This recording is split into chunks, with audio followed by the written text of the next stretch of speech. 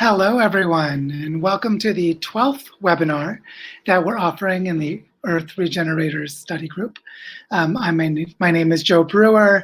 I'm the host of the study group and of these sessions, and I'm really just delighted to have you all here today, where we're going to talk about regenerating an entire continent. That's right, we're going to have a really big topic.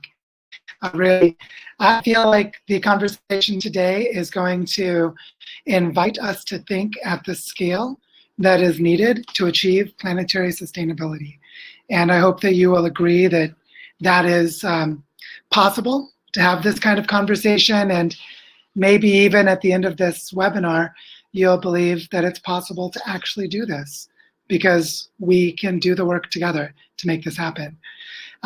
As always, I want to remind you or just share that these sessions are freely available as part of the study group, which I offer in the spirit of the gift economy. So you can tell your friends and invite them to join us. You can come back to the same link that you're at right now to watch the replay and share it with your friends. And of course, if you're not a part of our study group already, there's a button that says join our study group right at the bottom of the screen. So come and join us there maybe afterwards if you like the conversation we have today. Also, we have a really nice feature here at Crowdcast that allows people to do two things that are really valuable in these webinars. The first one that many of you are already doing is using the chat box to introduce yourselves and start conversations and use that space to share links to information and have parallel learning going on inside conversations. And also there is a really nice Ask a Question button at the bottom of the screen that we're going to use. So during the presentation part of today's webinar, you can write questions and you can go there to vote for the questions that you'd like to have answered. And then we will use the discussion period after the presentation to go through those questions together. So if you have a question you'd like to have answered, put it in the Ask a Question box down below. I'm also sort of stalling and doing this invitation to give people time to join us as I see more people are coming online. So welcome everyone, hello. As many of you know, I'm hosting this session from Barichara in Colombia in the Northern Andes. So we're going to be talking about a continent today in our webinar that my family is getting our fingers dirty in and getting familiar with. And I want to start off today before going into, I see Jeff is giving people help with video and audio. Thank you, Jeff. I want to start today by inviting a way to think about living indigenously that may be a little bit different than how people normally talk about it. And I want to give you two examples of indigenous houses that exist here in Barichara from some people who are from this place. And the first one is this right here. This is a paper house that has a ceramic top that was made by a local species of wasp. And these wasps are indigenous to this place. They build their houses with a type of earthen construction using natural fibers created from plants around them. So this is a beautiful example of an indigenous people, in this case, an insect people, a Hymenoptera people, who are living in Barichara, and they get everything they need from the local landscape. The other example comes from a type of caterpillar that makes this beautiful wood and paper kind of silk house, which was built by a type of caterpillar that turns into a butterfly here. And I just wanted to share these to say that it's not only humans who can be indigenous, but all species that are endemic to a specific place, meaning that's the only place they live, are going to be people who are indigenous to that place. They're just non-human people. And we're going to talk today about doing regeneration across all of South America. So we will be thinking of these wasps and these butterflies as some of the indigenous peoples of this land that we may interact with in this work. So with that said, I would love to now start the presentation portion of our webinar. And for those of you who are new, the general format is this. I'm going to give about a 30-minute long presentation about the topic. Today, we're talking about regenerating an entire continent. And after the presentation is over, we will have discussion for about 90 minutes. These webinars usually go for the entire 2 hours. And if you have questions at any point along the way that you'd like to have answered, use the Ask a Question button at the bottom of the screen. And that will allow me to invite the people who ask those questions to come onto a split screen and we can have a conversation about them. So you're not left just watching me speak the whole time. And also, as you can see, our lovely friend Vivek from Seattle has been taking notes during these sessions. And you can follow along with his notes, or as he will invite, you can co-create the notes. So if you create notes, you can also copy them there. And he will make that link available to all of us in the study group afterwards. Yes, thank you, Vivek. So with that said, let's get started. How could we possibly regenerate an entire continent? Let's discuss this. So I'm going to start sharing my screen. And here we go. What I want to talk to you about today is how to think, how to feel, and how to act at planetary scales by considering the largest land masses that exist on Earth, continents. Now, many of us have seen videos or have experienced directly with permaculture projects, community gardens, even some of us have been involved in reforestation efforts. But there probably isn't anyone on this call today who has experienced the regeneration of an entire continent. And that includes me as the presenter. So this is new terrain for most of us to try to think at this scale. And our feelings may get in the way. We might be overwhelmed by the complexity, or we might feel dismissive, like it's just completely impossible, so why bother? Or we may feel the burden of responsibility to try to deal with large-scale systems. Like today, we're going to talk about the Amazon rainforest and the Andes mountain range, which are absolutely huge. How do we feel trying to relate to land at this scale? Well, that's what we're going to try to do today, is practice feeling and thinking this way together.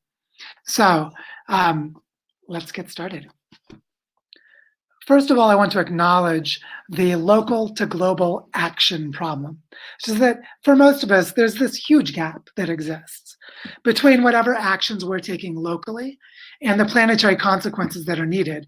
And this is well known with climate change, where I might sell my car and ride a bicycle so my carbon emissions go down, but the planetary system keeps increasing its carbon emissions.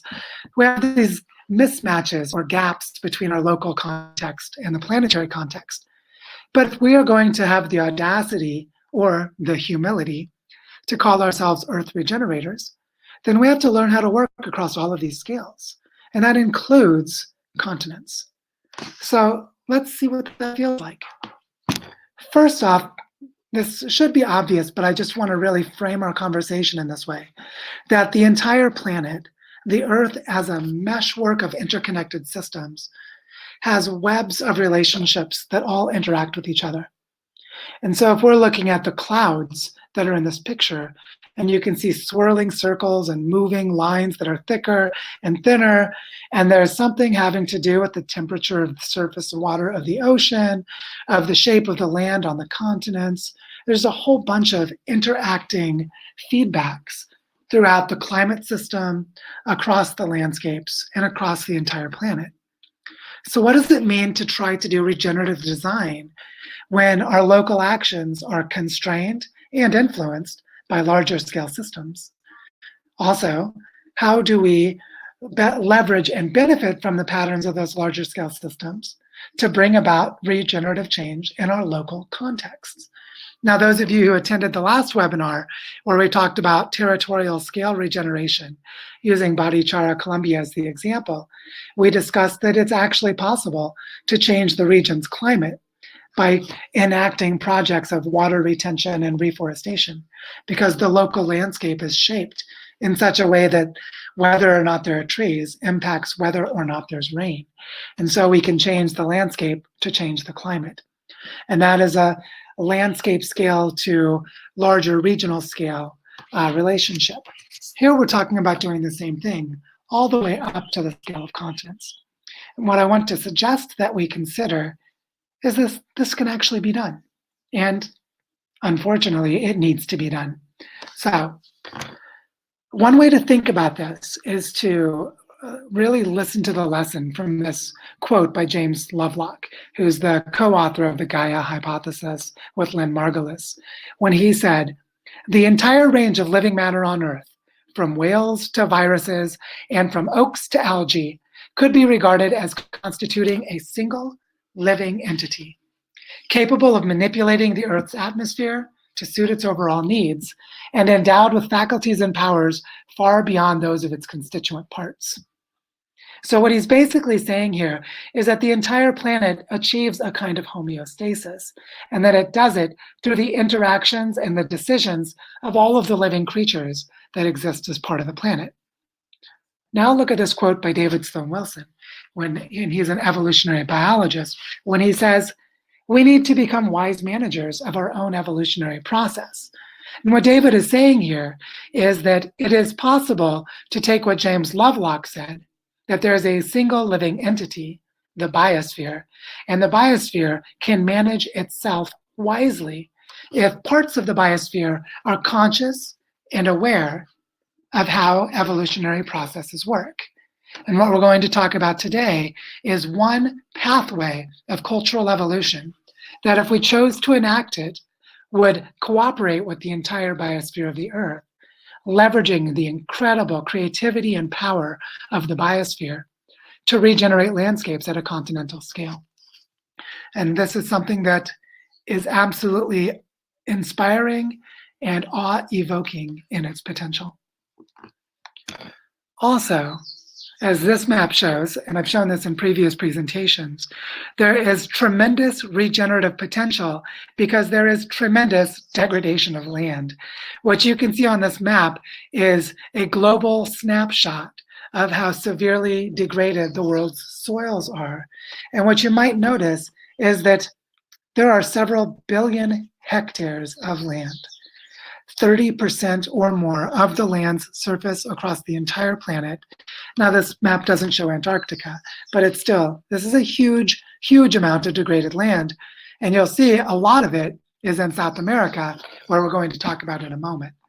What this map tells us is both how far we've gone in destroying and damaging ecosystems with runaway cultural evolution, but also how much potential there is to regenerate by restoring the ecological functions of these landscapes across the entire planet.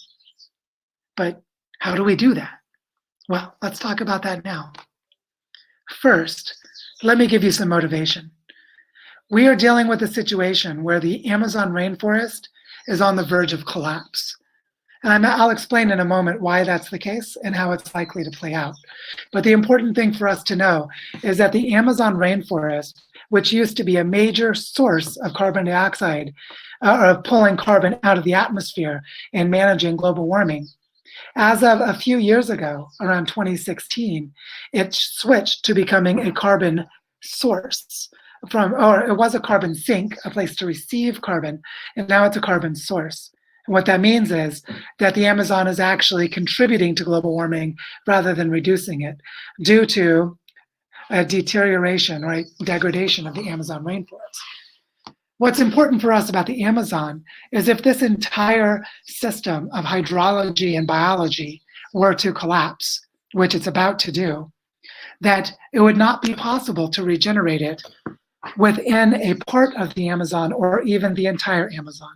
What we need to do is create a network of partner regeneration projects organized at large scales that can spread across all of South America.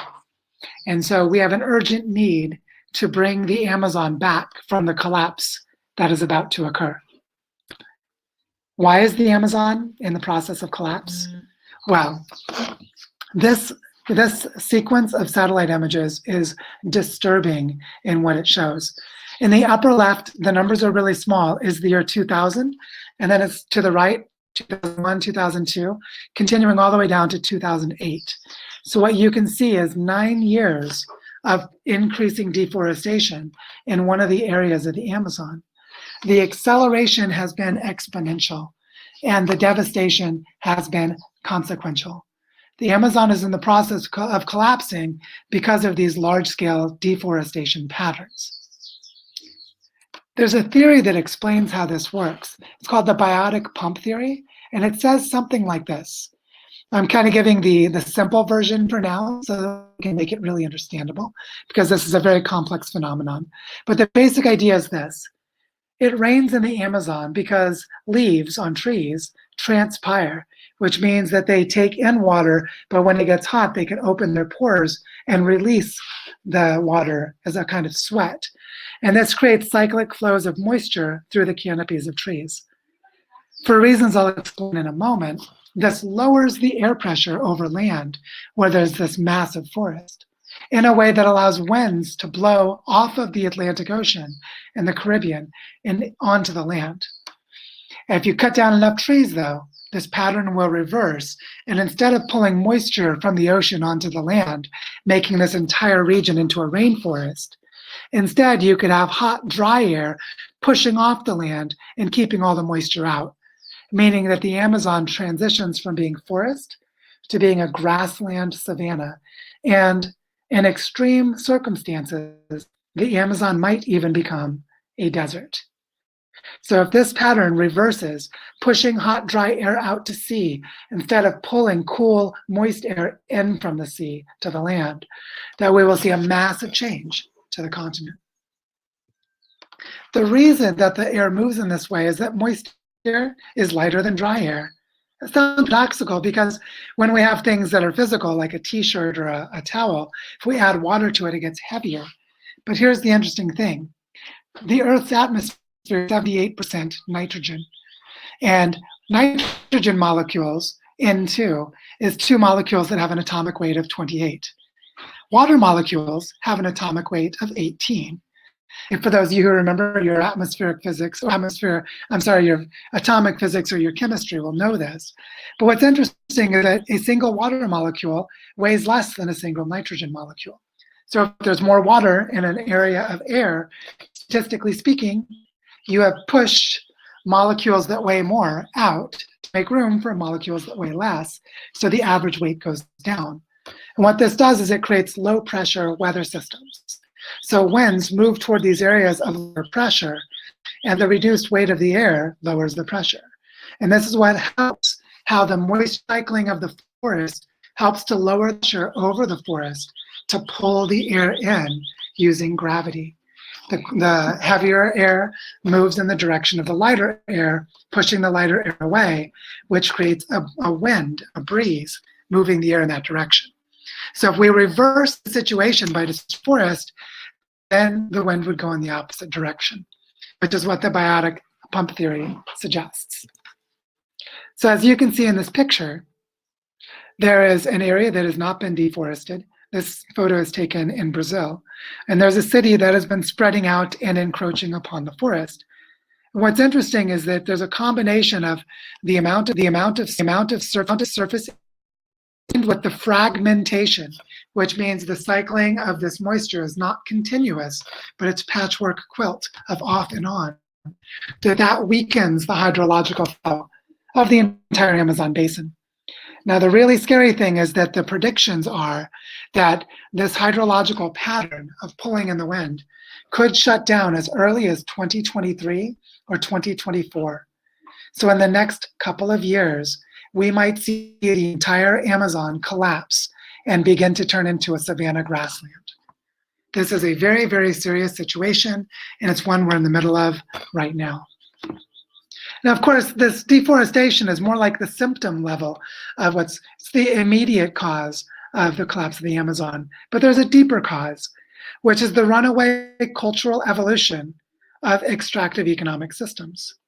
We have had a globalized economy that grew out of the last 500 years of empires, colonialism, later civilizations, and then eventually trade networks and market economies.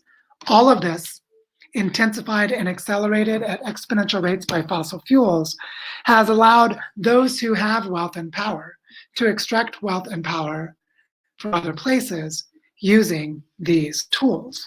using the trade networks and the institutions of empires and civilizations and fossil fuels. So what's happening is there's a runaway process of human cultural evolution, destabilizing and destroying most of Earth's biosphere, including the deforestation patterns driven by human population growth and by consumption of material goods. That this combination is what's actually destroying the Amazon right now. So we need to replace this cultural model with different cultural models of economics based on regeneration and the principles of living systems. And if we do that, we might be able to regenerate large-scale landscapes. So if we have a sense of why the Amazon is collapsing, and that it's basically inevitable that in the next 2 or 3, maybe 4 years, that the Amazon rainforest is going to collapse, simply because we don't have a way to stop the globalized economic system from extracting it in that time frame, then the question is this: what would it take to bring the Amazon back to life as the global system self-terminates? Because it's in overshoot and collapse already. The globalized system extracts until it degrades its foundations, and then it destroys itself, as every civilization throughout history has done. This system will do the same. The question is, how can those of us who want to be Earth regenerators do our part to stabilize as much of the Amazon as possible and then regenerate it after the globalized system is gone? Well, there's an idea that we talked about in an earlier webinar about regenerative education, and that is the idea of creating bioregional learning centers. Here's a quote from a member of the Biotic group. This is from 1983, and the Biotic group, among other things, wrote the Limits to Growth study looking at global collapse back in the 1970s. Vernon Rutten says that each region, each agroeconomic region, is unique. So the idea of transferring technology one to another is not really the focus. What's relevant is the transfer of capacity to develop technology and institutions, the local capacity to build solutions appropriate to that place that are consistent with the cultural endowment and the resource endowment of each region. So what he's saying is that each bioregion needs to build its own regenerative economy. Furthermore, Donella Meadows, who is also a member of this group, said this about bioregional learning centers.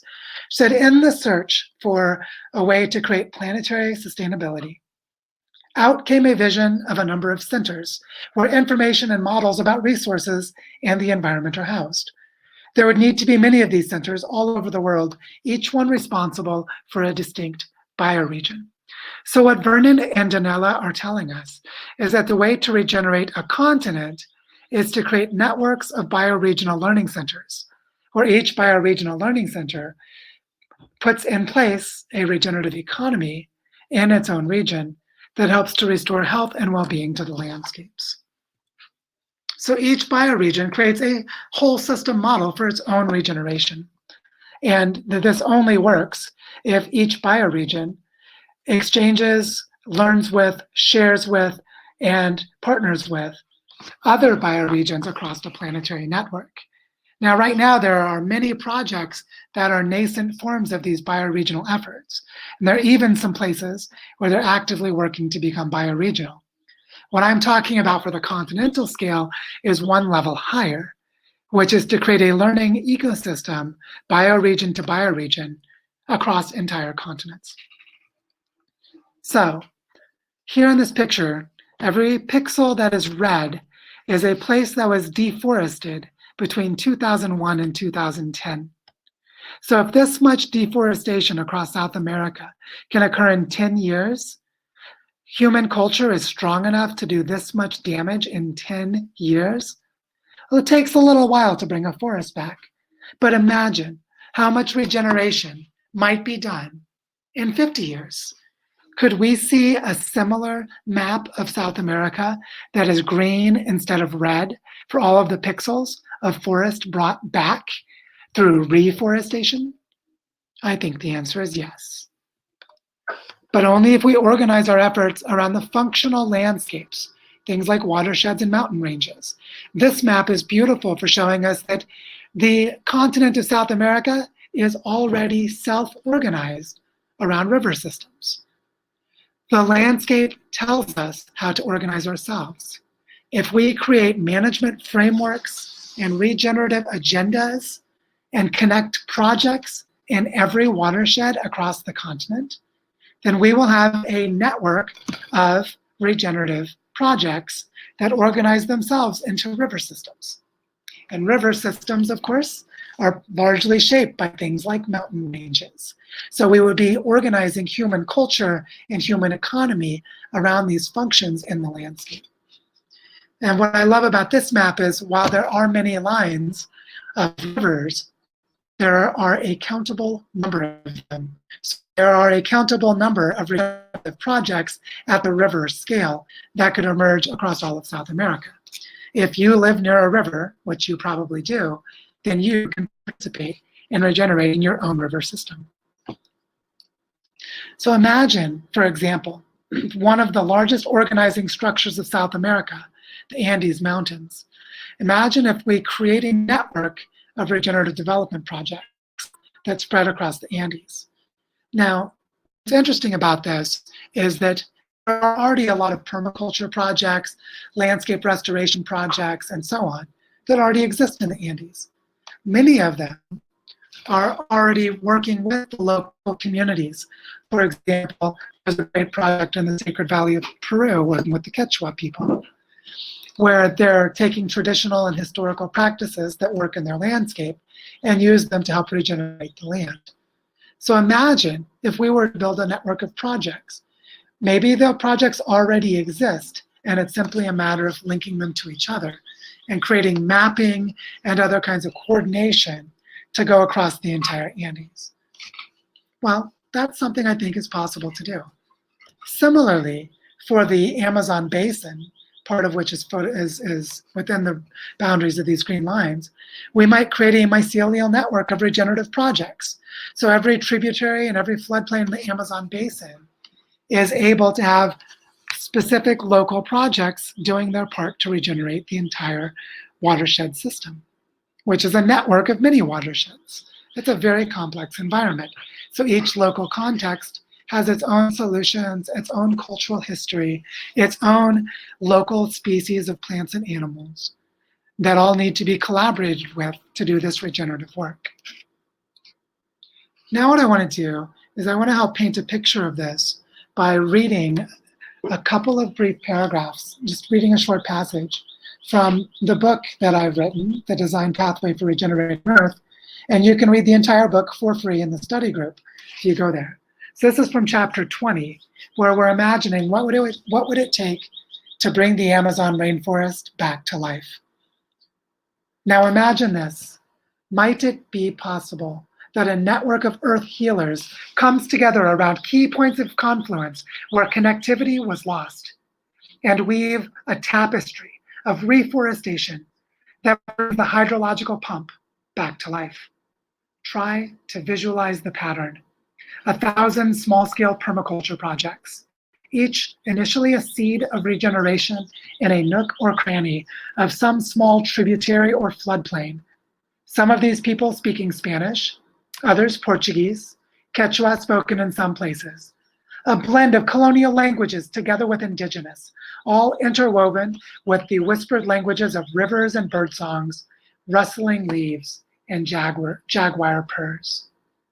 Do the expanding tendrils of restoration flow along the riverbeds? Might they jump across valleys and drop their seeds with the migratory flight of birds? Do humans sprinkle them into bogs and marshes as they row up and down watery canals? Is there a map to guide our progress, tracking the capture of carbon and retention of water and root systems of plants? Do bird watchers monitor the spread of fruiting trees and bushy shrubs with the passing seasons of flying migratory birds? Can such an ambitious thing even be done? I ask this question in earnest.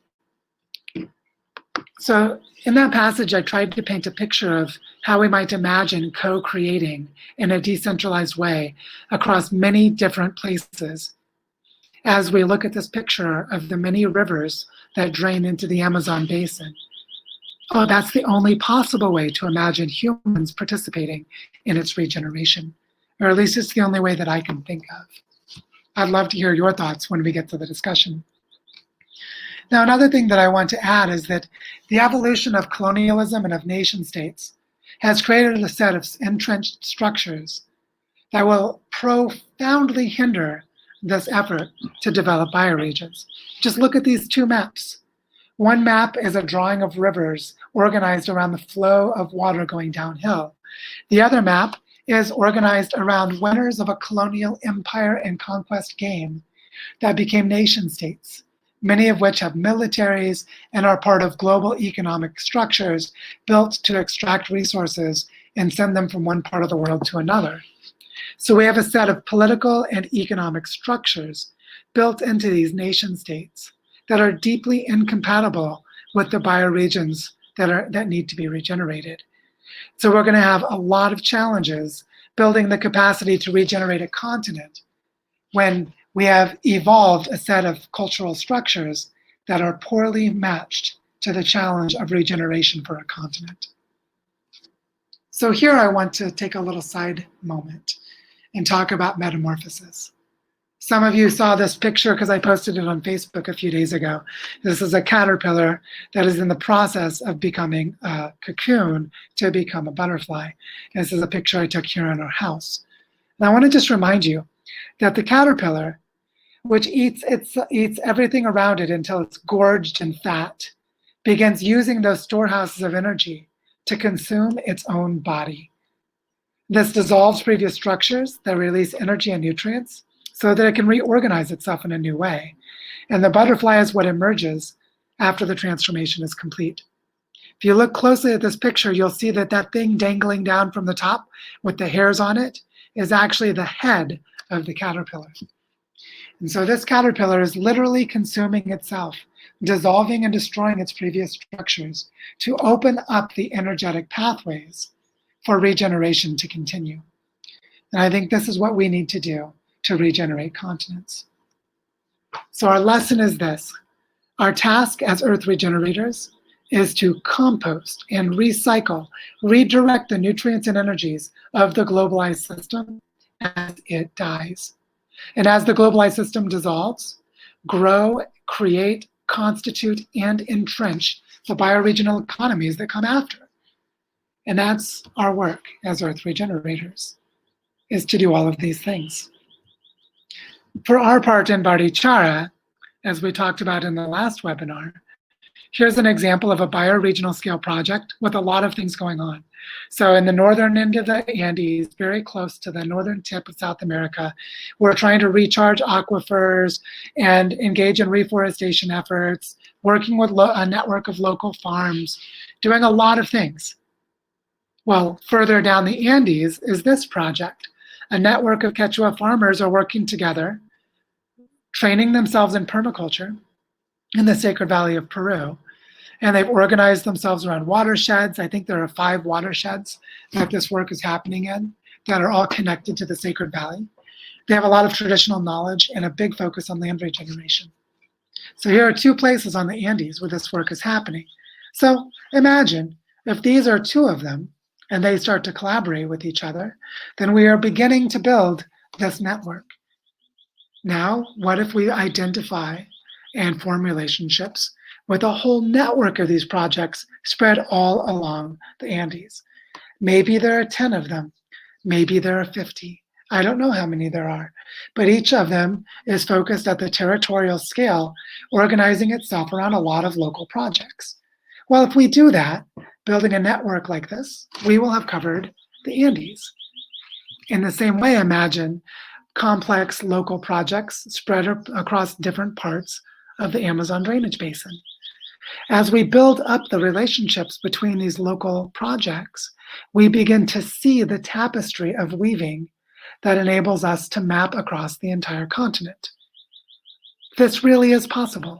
This can be done. And this is something that, as these 2 examples in the Andes show, there's already a lot of work being done. And there are a lot of other projects. These are 2 I happen to be associated with. But there are a lot of other projects, many of them I don't even know about, that could organize themselves in this way. We just need to think at a continental scale in order to see it. So, what we need to do to regenerate an entire continent is to create bioregional networks of regeneration on every continent.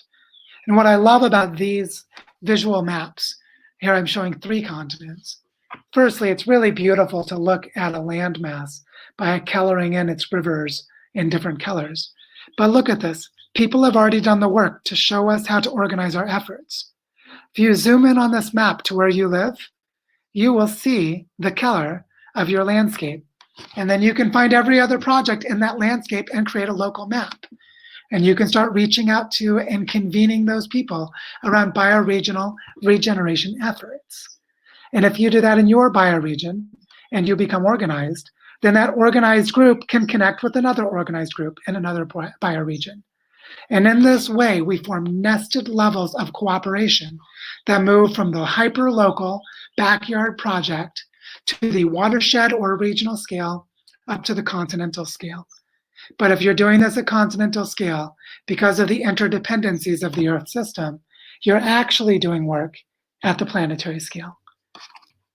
This is what we set up the Design Institute for Regenerating Earth to figure out, is how do we develop a design pathway and a curriculum of learning to regenerate the entire planet? And this is what the Earth Regenerators Study Group was set up to do, which as of yesterday passed 1,600 members.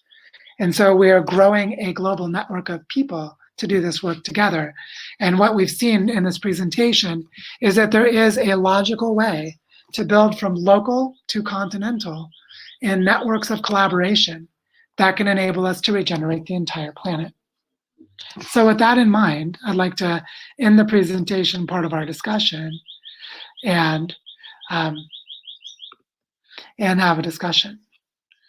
So hello, everyone. Thank you all for following along up to this point.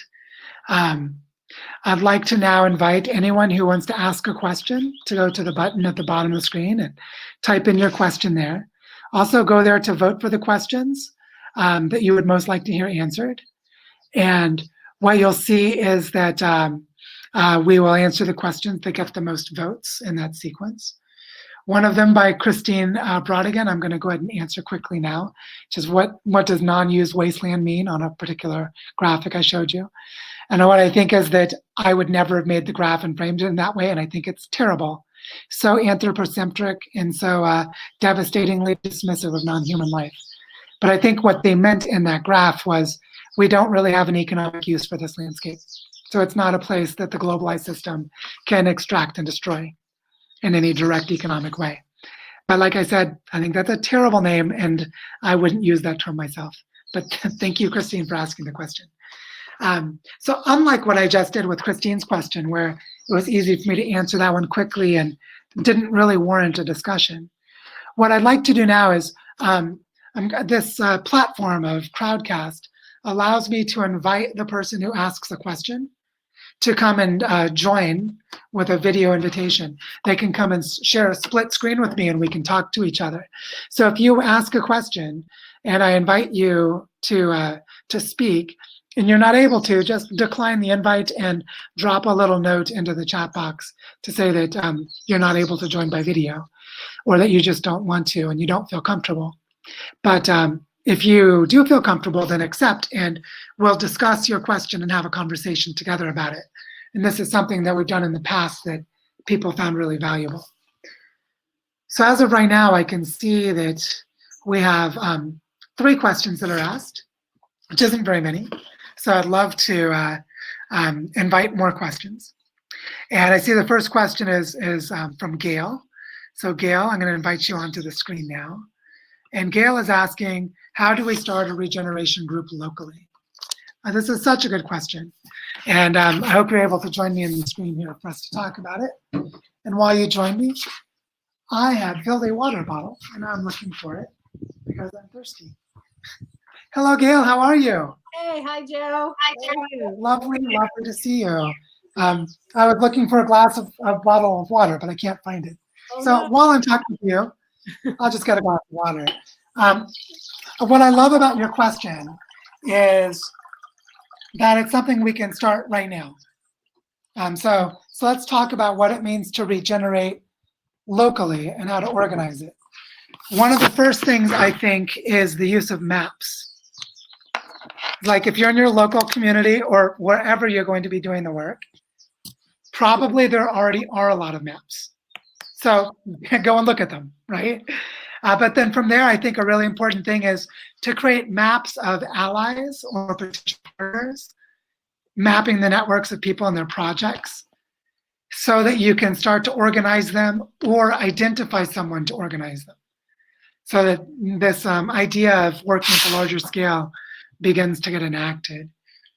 Those are two little pieces, but I'd love to hear your thoughts because I know you have been involved in a number of efforts that are bioregional around non-human species, working with birds. So maybe just briefly share, just share 20, 30 seconds, just a brief intro about the work you've been doing or the organization you're involved with has been doing. And then let's talk about this question together, connected to that work or to anything else. Well, the organization's called One Earth Conservation, and we do parrot conservation work in hopefully soon 8 countries in Central and South America. We're in Honduras, Nicaragua, Guyana, Guatemala, Paraguay, Suriname, French Guiana, and hopefully Brazil eventually. But they're all discrete projects. I mean, within the country, like in Guatemala, we work with some of the same people, but mostly they're discrete, very separated projects. We use a lot of the same methods there, but there's no connection between them. And also when I asked this question, I was also thinking about where I live.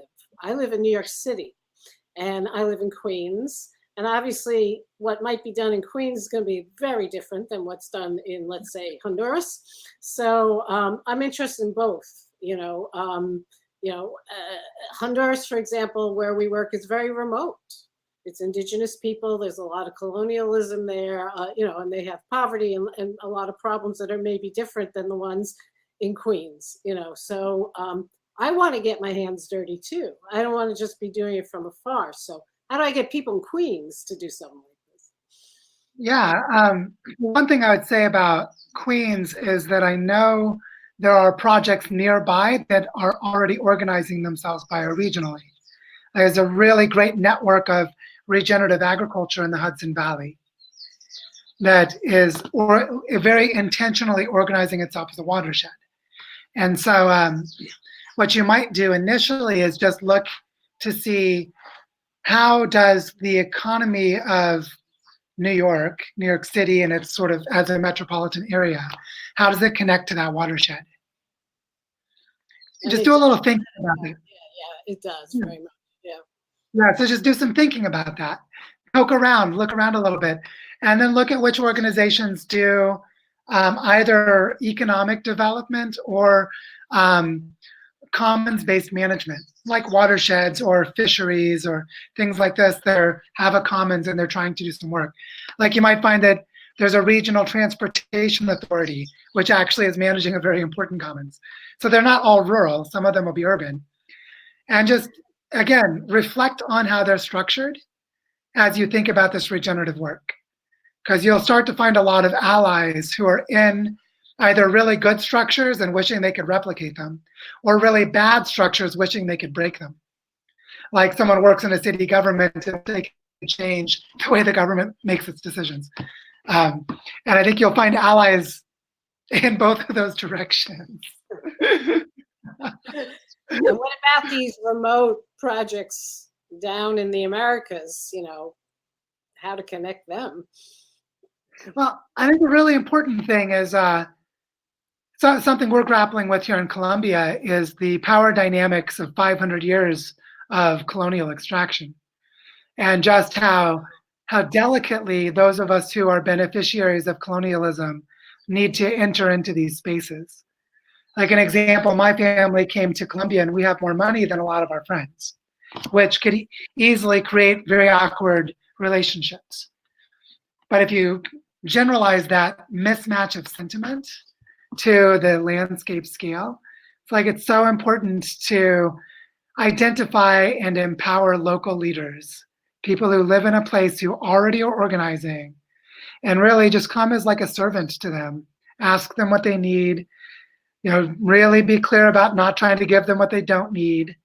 And often it's like they don't need money as much as everyone thinks, but having a really good map might help them, or Yeah. other things like. We're doing that already, but it's very localized, So we're doing it with some people in Honduras, but we're not connecting them with the people, let's say, in Nicaragua, which is right next door, So maybe we need to be doing more of that kind of connecting. Yeah, I think what's really powerful is to think about the ecological connections. So you might look at migration pathways as a way of making the connection that's relevant to your work. Where you're going to jump from one territory to another, but the birds don't mind; they just fly over that mountain. And so you might find some really logical ways that are consistent with the work you already do, but that make you motivated to go in this direction. So there's a natural alignment already. Or you might do it the other way around, which is there's a watershed that needs to be addressed, and your work is not organized that way. So you want to try to reorganize some of your work and start to think about your work and reframe it a little bit. And I think some combination of those two is actually how you would do the local organizing, because that would tell you what you were doing it for and who should be involved. Okay, great. Thank you. Yeah, I hope that's helpful, and lovely questions, and great to see you, Gail. Great to see you too. Thank you. I love just how concrete these questions make us think. Just really useful. So I can see the next top voted question is from Doug Kent. And Doug, I'll invite you into the screen now. Doug is asking, I wonder what changes might occur from regenerating the United States and the Midwest. I like this question, Doug. What would change if Doug, are you there, Doug? Were you able to see my invite? I'll try inviting you one more time. Or maybe Doug had to leave for some reason. This question about what kinds of changes might occur by regenerating the US Midwest gets at a really interesting question, which is the linkage from region to planetary. One thing I can say, because I grew up in Missouri and I know this region pretty well, is that the Midwest is mostly organized around the Mississippi River Basin. Yeah, Doug, I don't know why. It says you're rejected to come in. I'm going to try inviting you one more time. But there's a really important connection between the Amazon, or the Mississippi River Basin, which drains about 40% of the continental United States. Almost half of the continental United States is the drainage basin of the Mississippi. What's interesting is that drainage goes into the Gulf of Mexico, where there is an absolutely huge dead zone from all of the nitrogen fertilizer that runs off.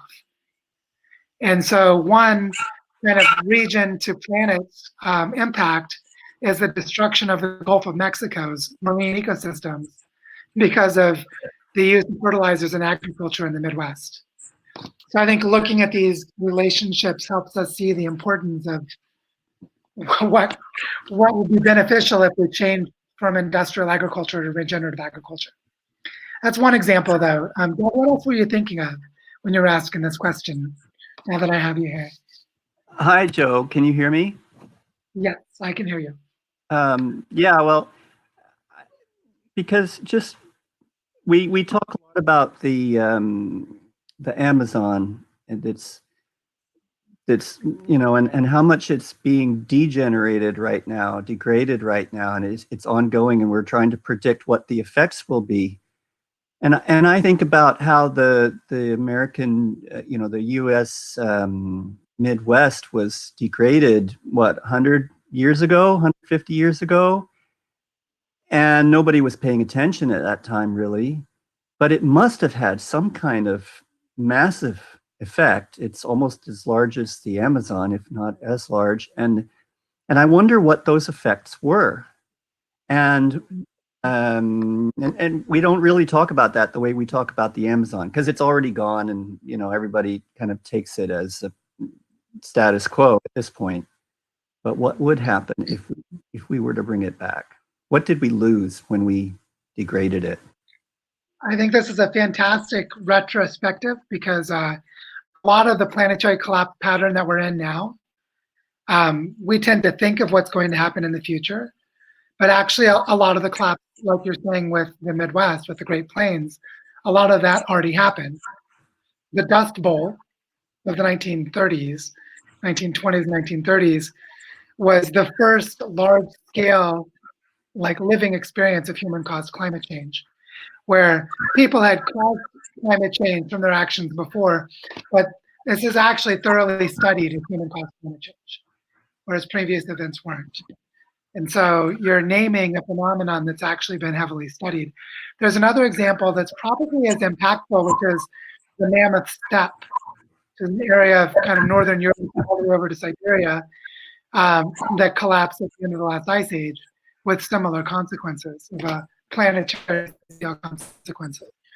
So what I like better than answering the details of your question, which I actually don't know the answer, I don't know what the planetary scale climate effects were of the collapse of the Great Plains, although I'm curious to know now. What I find actually more powerful is the question itself. Like, people living in the Midwest should answer this question. People living in the Mammoth Steppe should answer this question. People in the Amazon are about to need to answer this question. And so, so I absolutely love the question. Are there any, like, what else do you think, like, let's say we have the answer, like someone who probably has the answer to this question. How would you go about bringing together some of the tools for measuring the regeneration? I know you've been working on cryptocurrency and alternative ways of valuing things. Like, how would you think about, for an audience, Doug and I are friends, so I know his work and his background. I'm just curious, how would you think about setting up the degradation we have now as a baseline and the previous time as like a target? What would it look like to start to measure that progress? How would you think about doing some of that work? I can't imagine. It's huge. I think I'd go to reporting 3.0. Honestly, I don't know the answer to that question, but I guess maybe it could be organized in a similar way that you're talking about organizing these regenerative portfolios of projects in a bioregionally centric way, starting out at a more precise scale like that, and then building it up. But I don't know. That really doesn't get you the climatic scale that you need to understand. Yeah, one of the I mean, you posted a link to the thing that you were studying, preparing for this presentation, and I read some of it, and they're talking about the effects of the degradation of the Amazon on the entire South American landform. And a huge climatic study that they've been able to get a sense of, and I don't know how they did that, but it must have been a lot of people. I know that if you go like put on your hat like a physicist for a moment, one thing a physicist would study is the energy exchange as water is changing forms. So if you look at the water vapor in the atmosphere and watching it make all of our weather systems, the transfer of energy in its different forms, which drives the hydrological system, is a useful measure that scales up and down. You have a local version for a tree, and you have a version for a watershed, and you have a version for a weather system, and so on. So that's like a baseline measure that you could compare from one region to another. And another might be embodied carbon. How much carbon is embodied in all the living organisms or the biomass of a place. There's some physical measures that become useful for these baselines.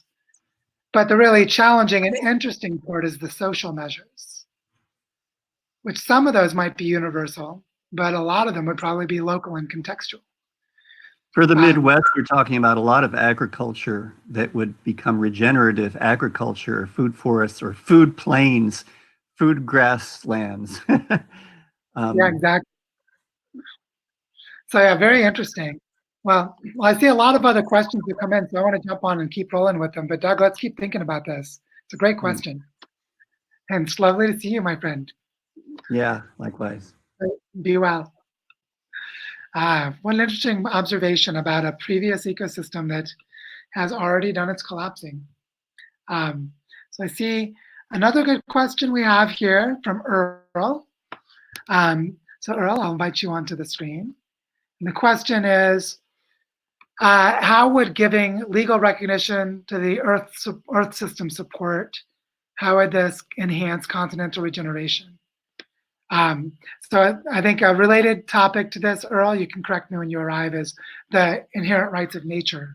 There's a rights of nature movement that may be what you're alluding to, like rivers having sovereignty and being included in legal decisions and things like this, which I think is extremely important. And so I hope you're able to join me and clarify what you mean by this question, because if that's what you have in mind, start riffing a little bit just while you arrive, that I think it's really important to create relationships of responsibility between people and the land, and then to develop legal restrictions that embody those ethical relationships.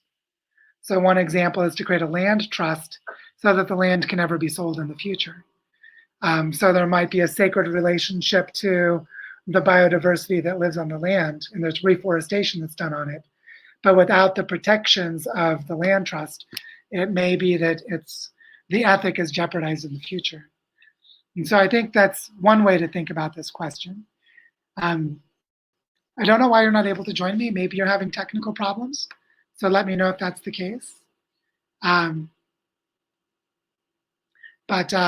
Yeah, so far I'm getting that you're not joining me, so maybe there's just a technical problem with the link. But I think that this is a really important piece of the puzzle, and something that we really need to give a lot of serious thought to is how do we build in legal protections that restructure around watersheds and restructure around other functional landscape elements, which I think is a really important way to scale up our efforts and also to entrench them so that the regenerative work is difficult to undo, which is a key element of what I think Earl is talking about. Yeah, Earl, I don't know why it's not letting you join. Sometimes we have technical problems with people's web browsers and just software not talking well to each other. So I don't know why that is. But I do hope you're able to join me. And the reason I'm sort of just rambling and giving commentary is that I'm waiting in the hopes that you can. So let's just wait a moment longer in case you're able to join me. And in the meantime, start thinking about the next discussion question. Or actually, while we're waiting, let me actually conduct a quick poll, because I want to see how everyone's feeling.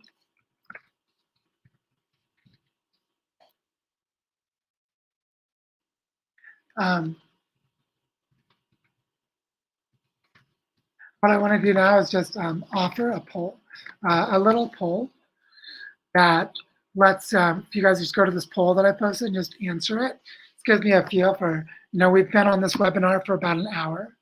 If you can just answer the poll that I popped out. Just want to get a feel of the room, how people are feeling. It's a pretty big topic. And so, so go ahead and answer that question. And it's looking like so far, everyone's pretty happy to keep going, which is great. And it's looking like Earl's not able to join for some reason.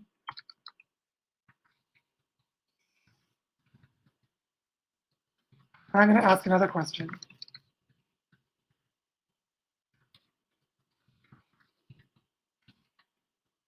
I'm going to ask another question.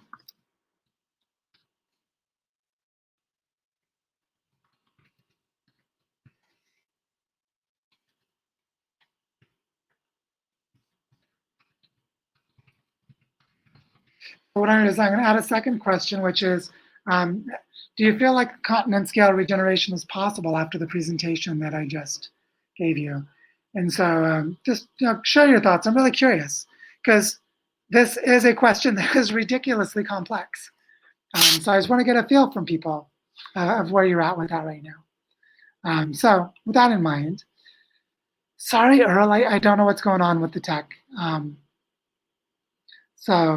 Yeah, Christine's asking a distinction between possible and necessary. And I'm saying possible. Like, do you think it can be done? That's what I'm asking. Do you think this can be done? And I think it is just a really important question for us to think about. I've got another question here from Michelle Maynard. Michelle, I'm going to invite you onto the screen. And let's start exploring this one, which is, at the continental level, are there more strategic points of intervention?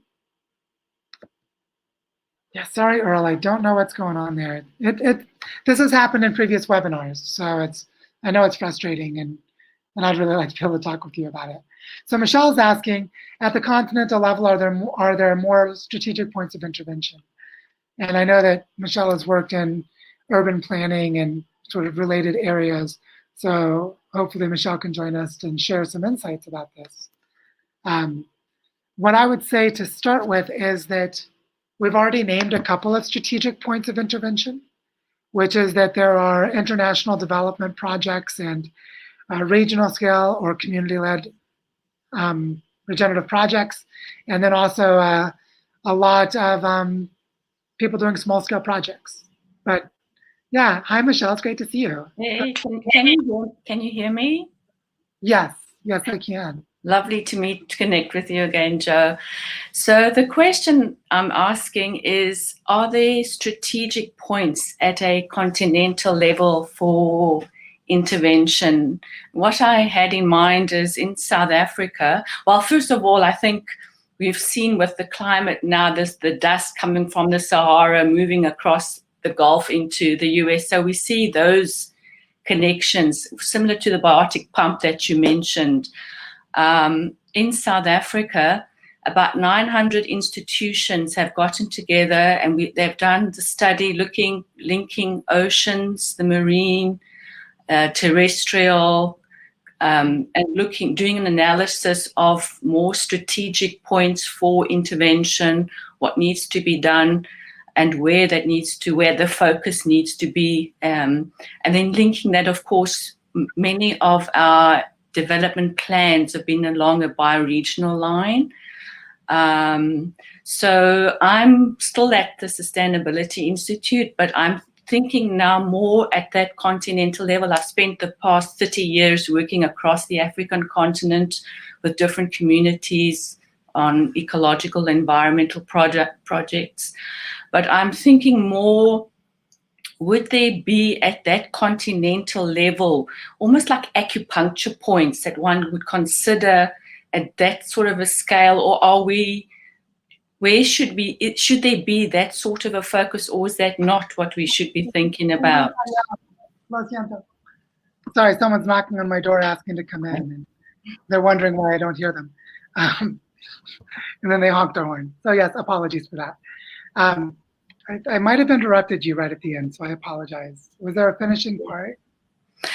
No, just to say, in the South African context, we have identified key points of intervention where we need to focus at this point in terms of our ecosystems, and linking the estuaries, some of our estuaries that are more need those really strategic points of intervention. But I'm thinking at that continental level, are there, not only studies, but is that, or do we look at a more nested approach? How do we think in terms of at that continental, those points of acupuncture? You mentioned like some of the Amazon, so that was just the question. Yeah, I think there are two ways to think about this to get started. One of them is to look at studies of continental scale dynamics. Like there's a study that I wrote about in my book about how sub-Saharan Africa in the Sahel Desert, there was a collapse of the monsoon that was caused by burning of coal in the power plants of Berlin and London and Paris in the late 1800s. So there's a known climatic connection between air pollution in Europe and a monsoon system in Africa. So to regenerate the Sahel Desert, or to regenerate sub-Saharan Africa, requires in part changing the weather systems of Europe. And since research like that has been done, you can sort of back engineer, like say, if this is how the degradation happened, what would it have looked like if we did it in reverse? would it be possible to turn the Sahel monsoon back on by just changing the weather pollution of Europe, or is it something different? Mm. And so that's one way to think, is to go to that larger scale where there's a known interdependent pattern, and then just ask questions about it. And then the other is more like what you said is already happening, which is looking at the connections of local and regional projects that are already organized into nested systems. So you might have a watershed that, if it's regenerated, would actually change regional weather. So you might have an area where there's a forest that's become savanna, or savanna that's becoming desert, and you want to reverse that by doing regeneration. But by reversing it, you change the weather patterns, which will affect, it'll have teleconnections to other regions. So you can start to explore what those regional climate connections are, and then collaborate around regenerative projects. Mm-hmm. So you can scale upward as well. And I think both of those ways of thinking are really valuable. And I think we need both. I don't think it's just one or the other. It's is my feeling. But how does that feel? Does that seem like a good way to go, or what do you think? Yeah, I mean, I'd never thought of doing the back end one. You know, that one I had that, but so that was it was to think in that sense. And then also the scaling up. Of course, the scaling up for me is a bit easier just because of the context where I am, you know. So, and in terms of building those collaborative partnerships and institutions. So thank you for that. Thank you. Yeah, it's a really great question, and it's one I'm going to be thinking a lot about. So I look forward to discussing it more as we grapple with this in practice. Likewise, thank you. Yeah. Thank you, Michelle, and lovely to see you again. Talk soon. So yeah, I'm really just, sort of like intrigued and disturbed by this question, meaning, the disturbed part is not in a negative sense, but just how do we actually do it? Like, or maybe I'm activated on it. I think it's a great question. So let's see for the poll, just go back and glance at that. Looks like people are feeling pretty good to keep going. Excellent. Then let's roll on some more. Find the next top voted question, which is by David. So David, I'll invite you onto the screen to discuss this, and hopefully you'll be able to join me.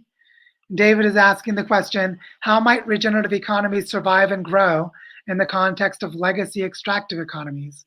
Ooh, yes, I love this question. So David, I hope you're able to join me.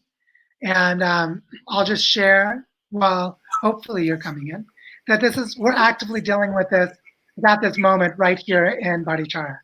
So the example we have is our economy collapsed when tourism shut down due to the COVID lockdown. So the extractive economy mostly shut down. So we're living in the in-between space at the moment. So yeah, let's talk more about this. What are you thinking here? What comes to mind for you? Question. I participate in a regenerative agricultural farm that is, for the most part, funded by a school, and it's a wealthy school, so it can do a lot of work. But given that the entirety of the eastern seaboard in Australia needs regenerative agriculture at the very least to continue to produce without becoming further degraded land, the question is, how do we shore up landscapes while being able to, fight against someone else who potentially can come along and be like, you can't economically work here anymore, so now I have a bid for your land? Yeah, this is one of the fundamental questions, in part because the original cause of mass poverty was the land enclosure movement of Britain, basically privatizing commonly managed land, which then creates this competitive incentive pattern, which is deeply destructive. And so we have to do social permaculture on these legal structures, which then there are two key parts relevant to the question, and then more parts in practice. The two key parts are the social dynamic of cooperation and the legal dynamic of ownership. And the legal dynamic of ownership has to do with pulling land out of the dynamic of the market, but doing it in a way that has the social dynamic reinforce cooperation. So you basically introduce incentives of cooperation. And one way I've seen this done really well is with co-housing. Mhm. So if you take co-housing and generalize the model for agroforestry or other land use frameworks, then we're kind of getting in the right direction. So, the key thing initially is to separate the ownership of the land from the use of the land.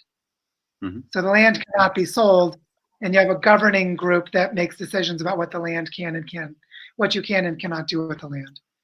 And I see that's like a design or an architecture step that's needed. But there's this other piece related to the school you're talking about, where you're basically benefiting from an extractive economy to forward feed resources into, you're basically creating circulatory flows around things that had inequality in them, somewhere, up the line. Yeah.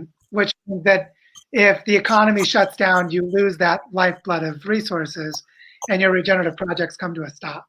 Yeah. So there's this too, which is like huge. And what I'm finding here in Bodichara that's sort of interesting is there are a lot of people that put for sale signs on their land when the economy collapsed, but no one's going to buy it right now. There's no one with money who lives here and no one's coming in. And so what's interesting is there's this moment for maybe a few months, maybe a year, where it's possible to talk about the landowners or talk to the landowners about cooperating because they can't sell their land anyway. And then to try to set some of these protective structures in place. Whereas if we just work with them as private landowners without having that conversation and trying to change the structure, then any one of them could defect like a free rider by selling their land when their neighbor is doing reforestation. It increases land value. And so you have this kind of self-undermining pattern in the development of the land. So I think the big challenge is shifting people's imagination, what is possible, in a context of people being driven by debt and private land ownership, which is challenging work, but I think good facilitators can do this kind of work. Yeah, so I don't know, how does that feel for you? Does that feel resonant? Or yeah. So what I'm hearing you say is perhaps the pursuit to regenerate the land is maybe a bit too, it's not the first step in some situations. If you feel that you are in a fragile economic state, the best thing to do would be to regenerate the connections between yourself and those who live close to you, such that if you find yourself in a situation where you're like, do I become a market gardener, or do I don't know, open this up for tourism in a less regenerative way, you might first turn to someone else and ask, hey, can I have some help first? Yeah, the first thing that happened here in Bodichara was a solidarity market was created. So there were 14 fincas that were already organized as a cooperative around coffee, but they grew vegetables too. So they just immediately, it took them 2 weeks. 2 weeks of talking to people and setting up a system, and there was an automatic CSA. Low price produce in the town that provides a small amount of income to the farmers, and they're creating solidarity relationships. Now that you have this relationship and trust, now you can convene the people around landscape regeneration. So landscape regeneration is still important, but it's social relationship regeneration enabling landscape regeneration. But they're both regeneration. Yeah, absolutely. The CSA point's great. Yeah, I think that's what needs to be done in most places. Definitely, Yeah, I agree. it's a great question. Is there anything else before we jump to the next question, or No, how I do you think feel? that's fantastic. Thank you. Awesome. Thanks a lot, David, and great to meet you. I'm glad you're here. Keep up the great work in Australia. These questions are about how to work with economic transitions are also extremely important for us. So keep those questions coming too. So yeah, the next top voted question at the moment is from Daniela. So Daniela, I'll invite you into the screen now. And she is asking, how do we speak to corporate leaders and awake them to contribute their networks and resources to engaging in regenerative leadership? I have a lot of friends that work in this space. And so my first answer would be, don't waste your time for most of them. And the second one would be work only with people creating regenerative corporations. And people that are talking about transitioning them, there's just too much greenwashing to know what works and what doesn't. And so I feel like we just don't have time to waste trying to make sustainable that which at its deep driving core cannot be. But that's only part of the answer. Hi, Daniela. How are you? Hi, Joe. Nice to meet you. Nice to meet you too. I gave a brief answer there for a second. I don't know if you heard it.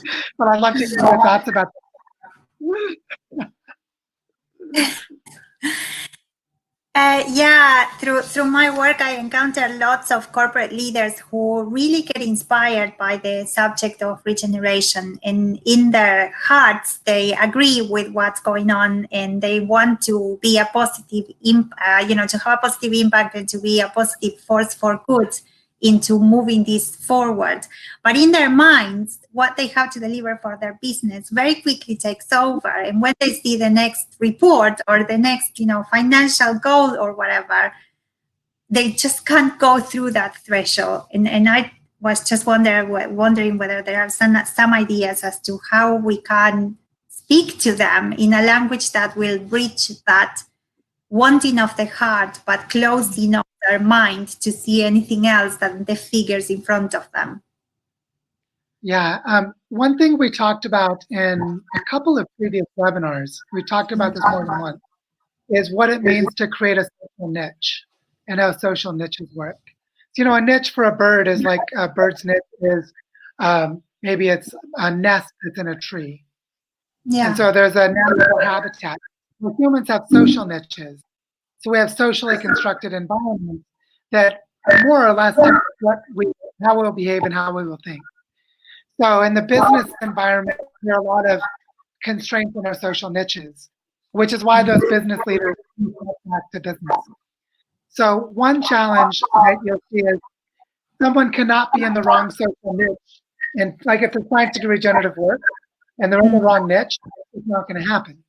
But if they leave that niche and go to a different niche or construct a different niche, then it can. And the way I've seen this happen in the business world is sort of two paths.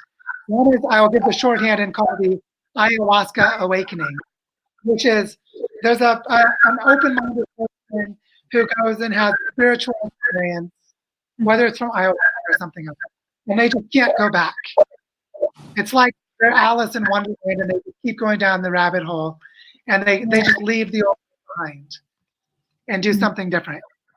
The other one is the holistic social entrepreneur, which is learning how to create regenerative business models, which might mean they do it in their existing business, or it might mean they leave their business or close their business and start a different one.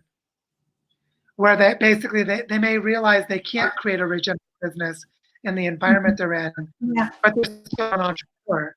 So they'll create a business model, but they'll try as best they can to be regenerative. Either way, they're changing social. And I think that's the really key thing, is the structure of their environment is what makes for their success. Yeah, that makes a lot of sense. It made me think, currently I'm working with a big corporate pharmaceutical, and obviously that they so see that something needs to change, and they have been so key in the development of some sort of alleviation for COVID, and there's a lot of good intentions, and there is an understanding of a change in models and a wanting, but it's still that threshold that they can't define. I can't define it either. And yeah, I hear what you're saying, that there are some structures that are not conducive to regenerative approaches. But what do you do when key players that potentially could have a positive impact want to create a model for regeneration? Is that possible, do you think? The thing that I see as possible is the ability to create ecological economic systems, meaning creating economic models that integrate themselves into the ecology of a place. And we have evidence all indigenous cultures did this.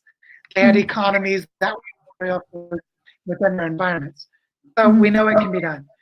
The question becomes how to teach people in the world how does ecosystems work.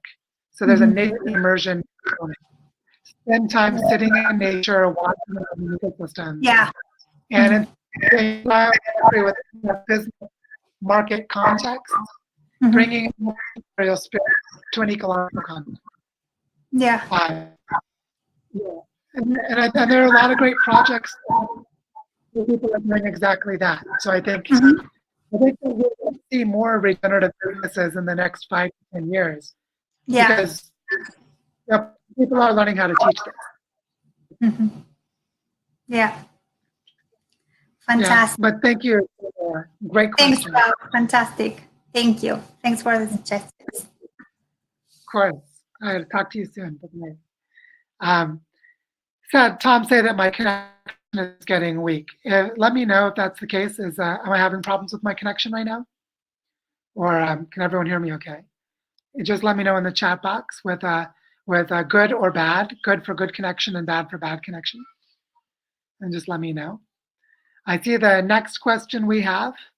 I'm actually concerned now that I'm not seeing responses, that maybe there's some lag times in my connection. Okay, it seems like it's getting better. Okay, fingers crossed. Thanks for the feedback, everyone. We have problems with internet here at our house this week.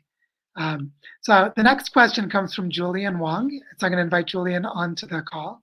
And Julian is asking, what technology platforms will or can be used for weaving these regenerative projects together? Is it a single platform, multiple, and are there non-technology platforms? Julian, I hope you're able to join us because this is a really good question. Hey, Julian, how are you? Are you there? Hey, Joe. What's this time? Like you're just coming in for me. Hey, how's it going? It's going all right. Going great, thank you. Yeah. So tell me, what do you think about this question of technology platforms and other kinds of platforms? Let's get me started on that. Sure. Yeah. It's really more of a curiosity as to how you're thinking of implementing it, a logistical question, I guess.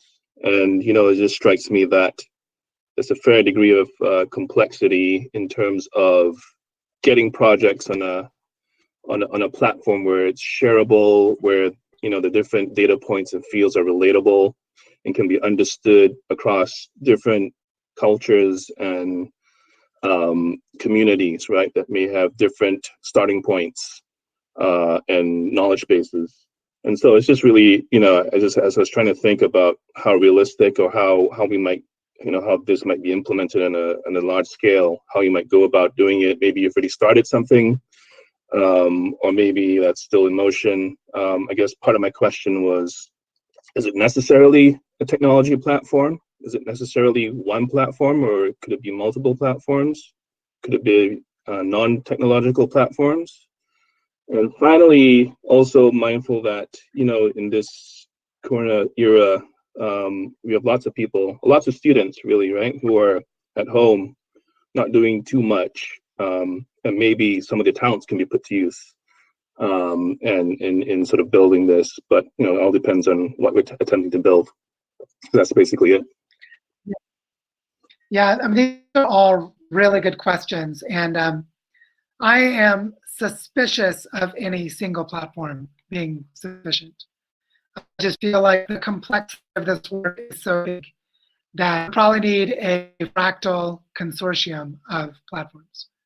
But they need to have coherence, and that's really difficult to achieve. But just looking at the Earth Regenerators study group as like a learning model, where we have a platform and we're doing something with it and trying to think in this way. One thing that Diego Gali is initiating, and as he and I have been talking about for maybe 2 months now in one form or another, we're about to begin in earnest, is a way of training community organizers for the online platform. So that if we create different working groups, we can have a group of community organizers that act as facilitators for each working group. And this is a way of managing an online platform. But we're also talking in the discussion of the Earth Regeneration Fund of creating portfolios of projects organized as bioregions, which becomes another kind of platform. And we might communicate between those as bioregional organization and use the Earth Regenerator Study Group as a kind of bioregion to bioregion communication network. But you can already see, just as I'm saying this, that it's like, yeah, Joe, that sounds great, but I have a feeling it's more complicated than that. You know, like, we're going to do our best to manage the complexity, but I think the complexity is beyond what we're doing. And one way I see this is to do what is talked about in the pro-social process, which is creating well-defined commons with shared identity and purpose for the people managing that commons, and having nested levels of commons, and then creating a platform for each of them. So there might be a platform for Earth regeneration. There might be a platform for each continent. There might be a platform for each watershed. You see how, like, it could be organized in other ways too. These are just examples. But what I think is that we're going to find that a lot of platforms are needed, and we need coherence between them. This relates to your observation about the young people who are out of school right now because of COVID, which is that it would be great if we had a platform to connect those people to regenerative projects in their own communities and in their own bioregions, and also in other bioregions around the world. So I think that, you know, probably the best example of an existing platform for that right now is ecosystem restoration camps, which does a lot of this connecting to specific projects, but it could organize itself as bioregional scale pretty easily. And I don't see them doing that so much yet, but they do partner with Common Land Foundation, and Common Land Foundation does do that. So I think some of those bridge pieces, or yeah, those are two platforms, Common Land Foundation and Earth and Ecosystem Restoration Camps. Could they function as a shared platform is an interesting question. And so this is I think the pragmatic or logistical discussion is how to do that. So yeah, what comes out for you with that, Julian? Does that land well? I get you to think about. Yeah, I guess a couple of thoughts. On the latter thought about activating our youth, you know, a lot of these websites seem to be are more oriented towards adults and a more mature crowd, and it'd be great if you know, they can be variations or versions of that start to target younger age groups and start, you know, enrolling them in as regenerators, right? Earlier the better. And then just back to the earlier point about you know, the nested systems of different platforms. I definitely see and being suspicious of a single platform. That makes a lot of sense, I guess, for those of us who are. I mean, I think that introduces, you know, I think from a traditional sort of corporate perspective, for lack of a better word, it introduces there's some inefficiencies there, right? I guess, and just in terms of you know, the ability to pull information quickly or making comparisons. But maybe that's just the way it has to be, given that, you know, there's just different you know, if you're trying to make something work that is specific to place, then there is no cookie cutter way to summarize and just generalize across the globe, right? And it also just makes, I suppose, as I think about this, it also makes important, it creates, it continues to make important the role of cultural interpreters, sort of the human aspect of it, and folks in this community to you know, not just abnegate all our responsibilities to the technological platform, but continue to really work deliberately on this. Yeah, I think ultimately there is one platform, and that's the planet itself, but which is a non-digital platform, a non-technology platform. So ultimately, that is our organizing principle, is the planet itself. But if you're thinking of the whole thing, that's the only platform, not a human technology platform. But what's interesting is to ask, how can we coordinate human actions so that they're harmonious with the planet as a platform? And this is where I think there are some specific systems that are almost mundane in name, but are incredibly profound in reality, like the hydrological cycle, the carbon cycle, plate tectonics, the ocean conveyor belt, and other, you know, like there are these earth system structures the ring of fire, for example, of all the volcanoes, these organizing planetary scale systems that we can do biomimicry. We build human management around them, and therefore human platforms are created with them. And if we start with the functions of those structures, then we are organizing in a way that gets to planetary scale. Mm-hmm. And so I think that's really important. Yeah, thanks for these questions, Julian. They're great. Let's work on them in practice together in the study group. Sure, that's great. Figure this out. Thank you, Julian. Yeah, I really I want to be able to have these conversations continuing to flow in the study group and beyond. I see there's another question. The top ranked question right now is for Earl, which Earl wasn't able to join us earlier. And it looks, Earl, like I can't really invite you to join again because it still says you're accepted and connecting from my point, which is a bummer. So again, sorry for that tech problem. But I'd love to answer your question, which is what is the timescale for the collapse? And actually, I've written in the book, The Design Pathway for Regenerating Earth. The second chapter is about planetary collapse, and that's sort of the longer answer. And then there's another chapter, I think it's chapter 19, might be chapter 18, where we talk about population overshoot, which is related to this question. When I think about the timescale for collapse, I suspect you're referring to the planetary economy and the human population, some combination of those. This globalized civilization that's come into being, which is a subset of planetary collapse.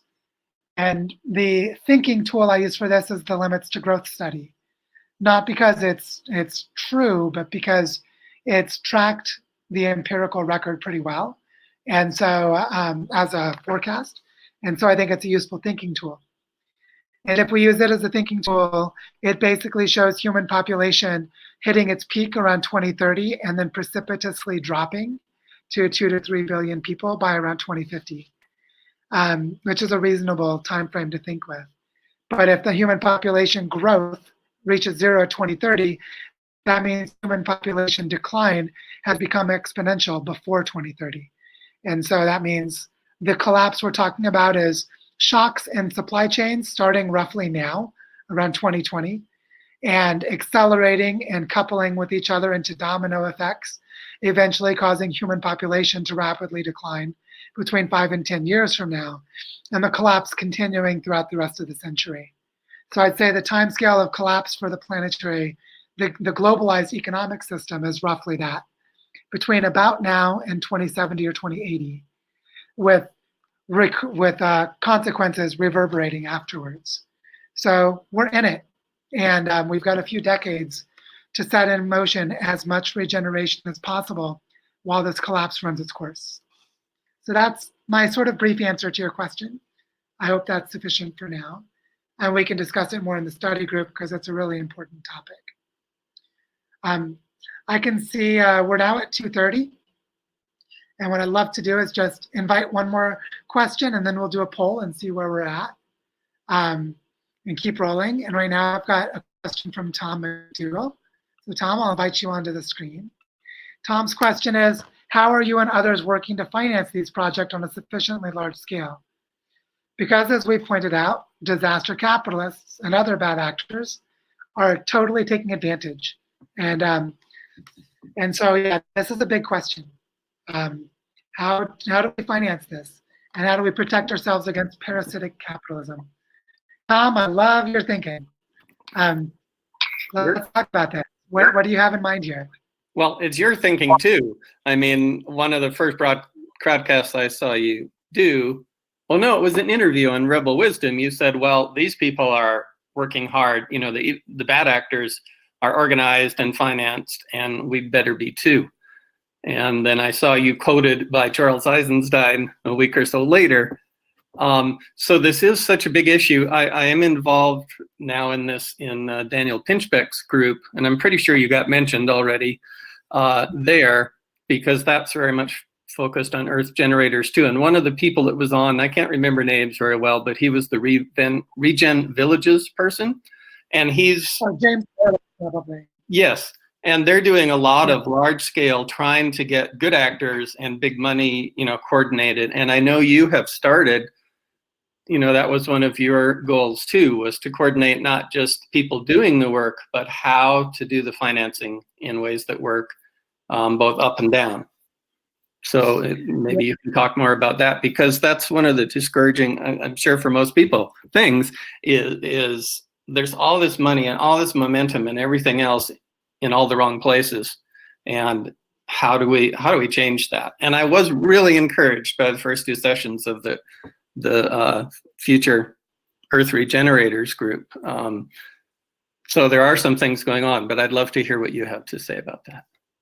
Yeah, one thing that's really important is a shift of concepts, which is that the globalized economy became heavily financialized starting in the mid-1970s and into the early 1980s. And one thing that happened was personal debt exploded during this time.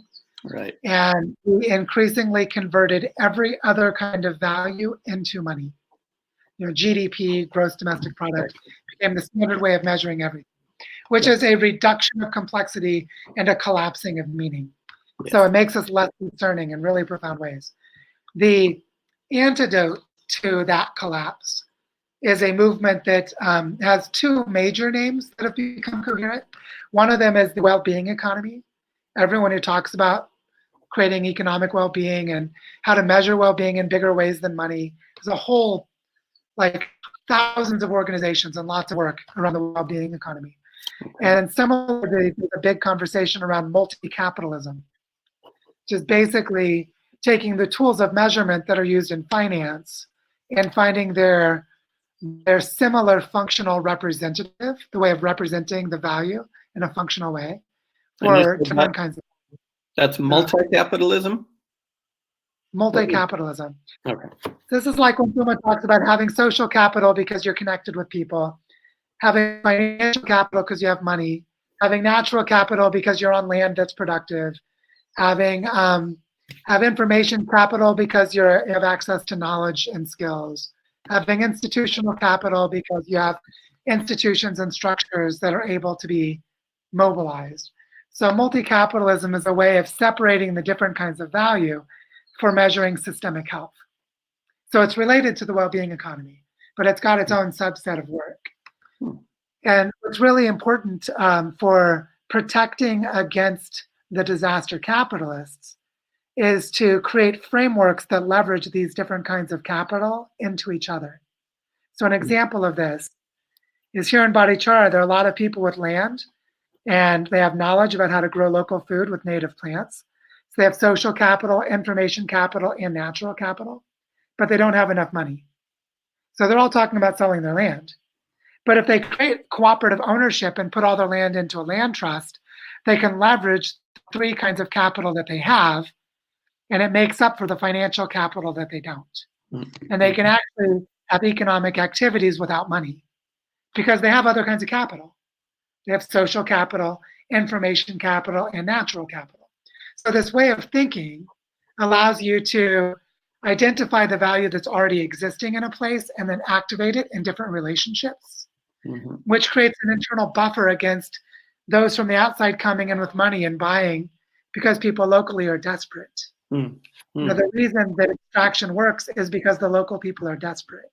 And if the local people have ways of cooperating where they don't feel desperate, they wouldn't sell the land. They don't need to. And so I think this is a really key buffer. It's a cultural buffer of cooperation that creates an economic buffer of multiple ways of measuring value. So that you say, well, we don't need as much money because we have these other things. So then money doesn't talk anymore. Money isn't the deciding factor. And that empowers this in really important ways. And so all the talk we have about the Earth Regeneration Fund, I have this little clever Trojan horse move. So we're talking about aggregating value without money and then valuing it in multi-capital accounting systems. So just like I gave this example of the fincas here with the people having these three kinds of capital, we can create capital flows, multi-capital flows, within a portfolio of projects And once they start cooperating with each other, that creates a social membrane. They don't cooperate, they don't interact with the outside, so outsiders can't come in and extract. They've got a cultural protection around them. And so that's part of the thinking that comes with this. But as you can see, there's a lot involved. But this multi-capitalism thing is sort of clever because it goes deeper than it sounds just by the name multi-capitalism. It lets us create ecological economic models that buffer against more reductionistic ways of thinking. Good. Is that helpful? Yes, very. Do you have recommendations for either of those two approaches, the well-being economy? Any specific references or places to go to start to look at those? Yeah, there's a group called Wellbeing Economy for All. It's We All. I think it's weall.org. Go and check them out. It's a consortium of about 400 or 500 organizations. Okay. I see that, was that Earl dropped this in? Earl just dropped in a link to the multi-capital scorecard, which is a good place to go for multi-capitalism. Thanks, Earl. Yeah. Yeah, and then also capitalinstitute.org has a regenerative capitalism page that is really good. And they have a white paper there that was written in 2015, written by John Fullerton. So Julian just dropped in the well-being economies link. Those are a couple of places that started. I mean, there's a ton, like decades and decades of work by thousands and thousands of people to create these frameworks. So they are big and far along. We just have to bring them into our thinking, is all. Thank you. Tom, thanks for this. Great question.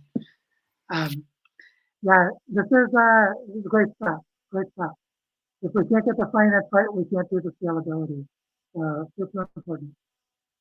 I see the next question posted is by Paula. Paula is having problems with sound earlier. I hope you've gotten that resolved, Paula. And I'll invite you onto the screen right now for us to chat some more. Question is, how much not used wasteland, how much wasteland is not being used is there in South America? Do we have a surface percentage?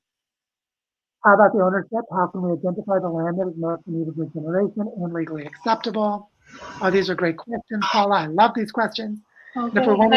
Hi, Joe. Hi, everyone. I don't know if you can you Paula, hear me? Yes, I can hear you. Hello. Okay. Yeah. So I was looking at the maps actually that you pointed out, especially at the Amazon, and basically one of the things I was thinking that most of the deforested land is right now is not laying idle. It's like in productive processes in for like the global economy, and also the regeneration effort can only mostly needed in very degraded land. But I don't know who owns this land, how much. So it was, if you can comment on that, if you have any information sources. Yeah, I'm sorry, the sound is starting to cut out a little bit, so I hope my connection is okay. I think one thing that's really important is there's a lot of abandoned land where people have degraded it so much that there might be owners, but there's no one there. And this is true in a lot of Latin America, for example. There's a lot of abandoned land. So in a specific landscape, it's trying to identify what to do with abandoned land. And there's also a lot of legal frameworks that are very specific to their place. Like here in Colombia, I'm just starting to learn about the indigenous zones, which is different from anywhere else. Then in 1991, Colombia changed their constitution. And in their new constitution, they gave land back to the indigenous. And now the indigenous are the biggest landowners in Colombia. They own 28% of the land of Colombia. But in practical terms, the extraction continues because that legal framework of ownership is not being enforced or protected. So there's a lot of work to do in building the protection structures for the indigenous groups to be able to own and manage their own land.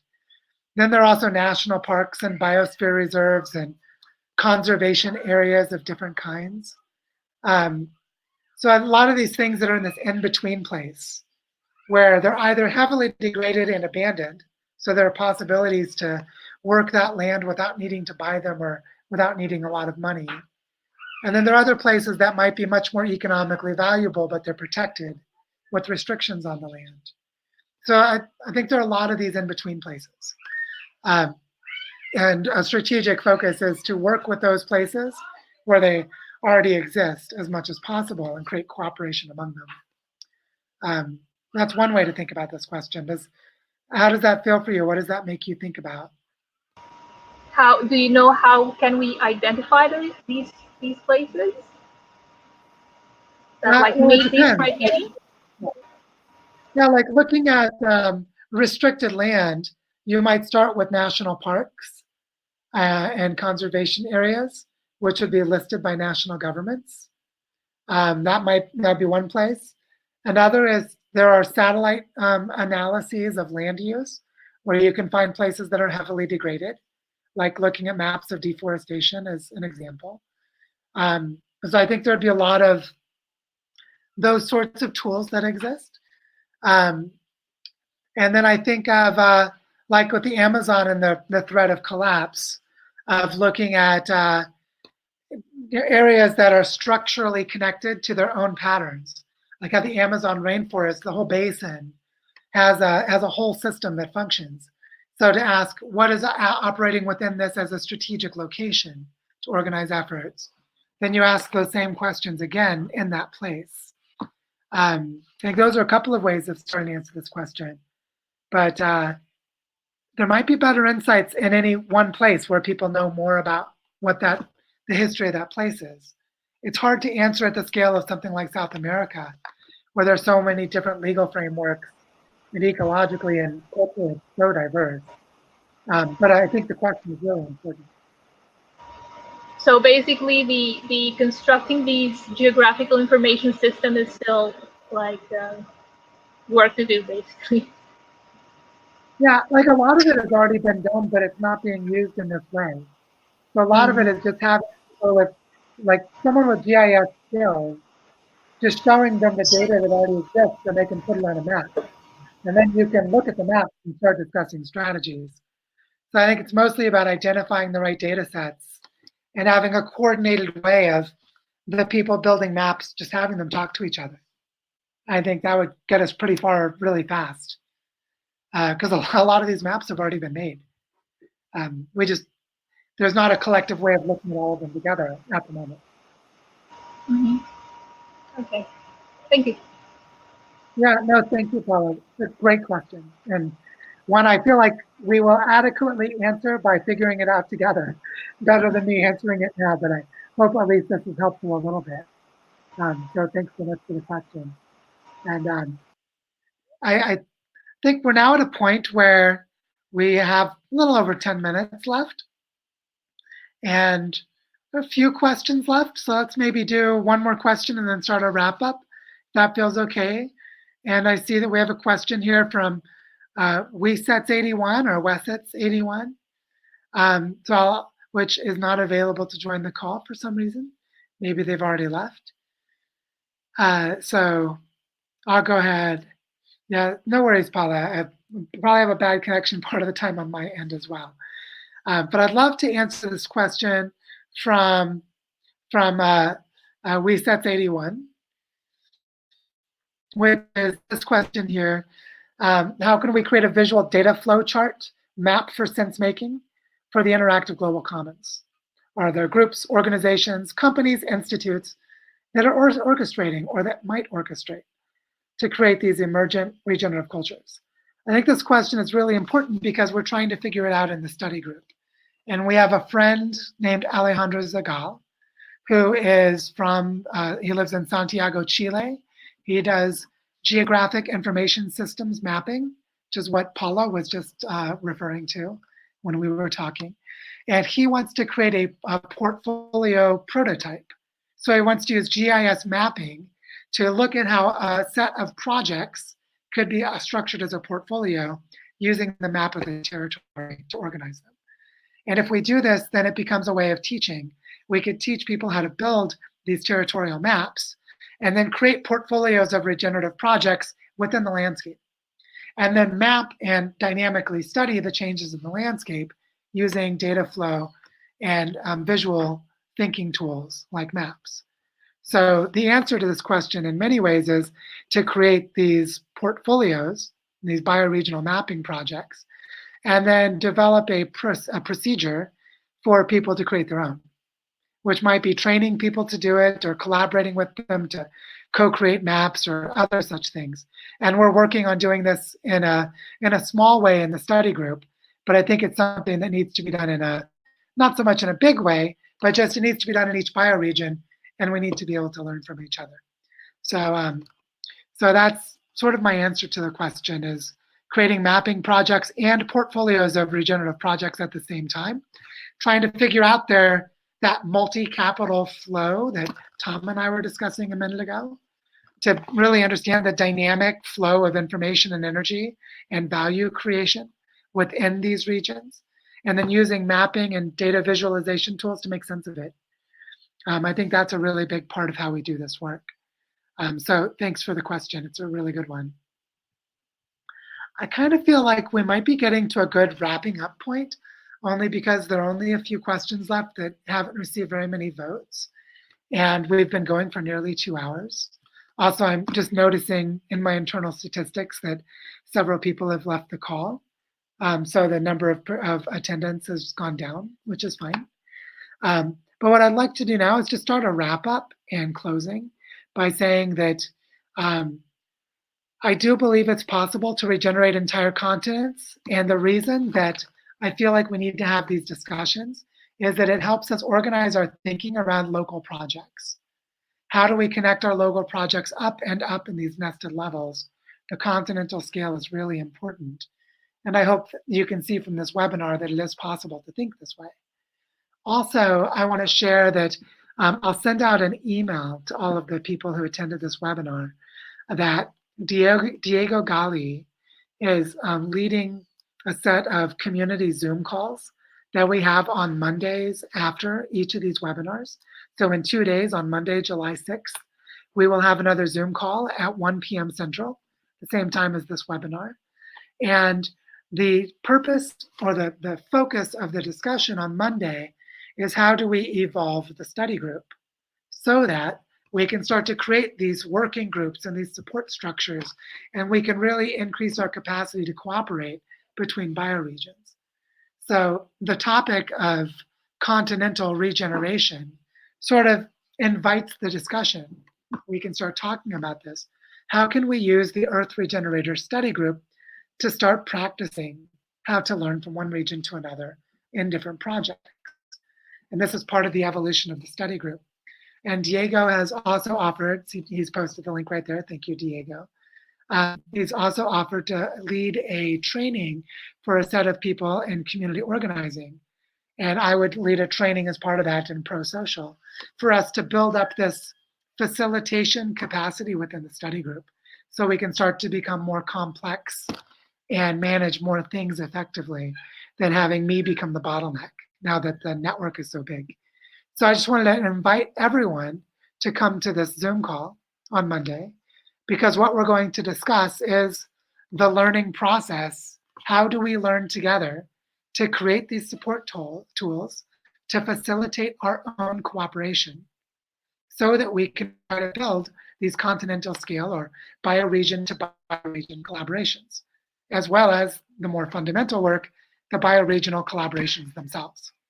So that's part of where the Earth Regenerator Study Group is going. And I'm really excited about this next step in our journey. I'm really grateful for Diego stepping in and helping us with this. And I just want to wrap up by saying thank you all for your attention and your time. Please join the study group if you haven't. Reach out to me anytime within the study group if you'd like to have a conversation about all of these things. And also just to make you aware that we are walking our talk here in Barichara. We're partnering with a lot of local people to try to create a regenerative project at the bioregional scale and collaborate with others in South America. So we want to do our part here in the Northern Andes. And I hope each of you will be able to get more empowered to do your part in whichever bioregion as well. So thank you all. And I look forward to continuing walking this path with you from here on forward. So be well and enjoy the rest of your Saturday. And thank you so much.